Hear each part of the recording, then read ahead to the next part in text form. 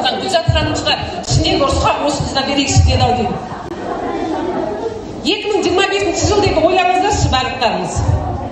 2025 жыл Алла қаласа біздегі ең үлкен здание арена ма? Аренаның ішінде дүркіреген Infinitus компаниясының кеші болып жатыр деп ойлаңыздар. Онда мықты жүргізушілер, мықты лидерлар, киіміміз бұндай емес, бұдан да күшті, аяғымыз үстіміз жылтыраған біз жүрміз.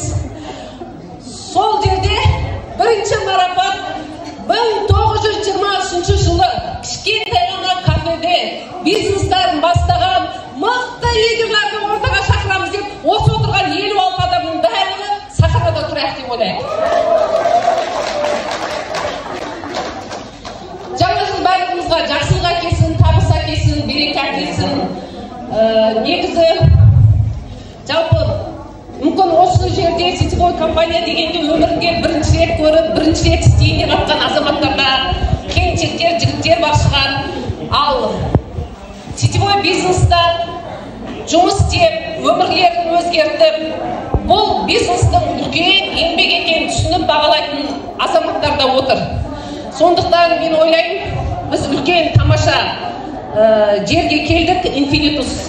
Негізі кез келген жерге келгенде біз оның несін білуіміз керек, заводы бар ма, қаншалықты дәрежеде, әлемдік деңгейге қандай деген сияқты.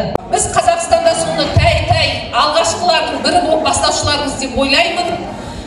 Негізі кез келген бизнесті бірінші бастағанда бір плюсы болады, бір минусы болады.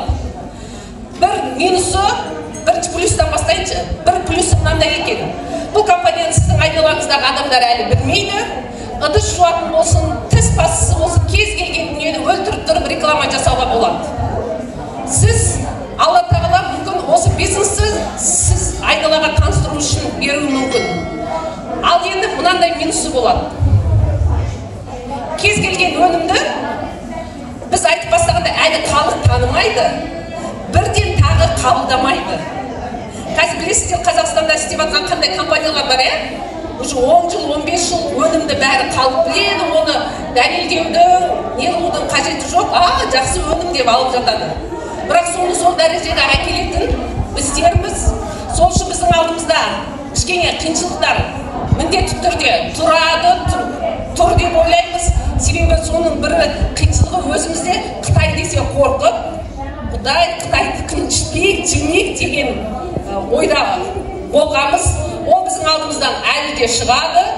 Бірақ біз жоқ, өнім жақсы деп қана емес, егер соның түбіне тексеріп қарап көрсек, бұл жай дамымаған мемлекеттерге таратып жатқан Қытайдың өнімдері емес екенін білеміз.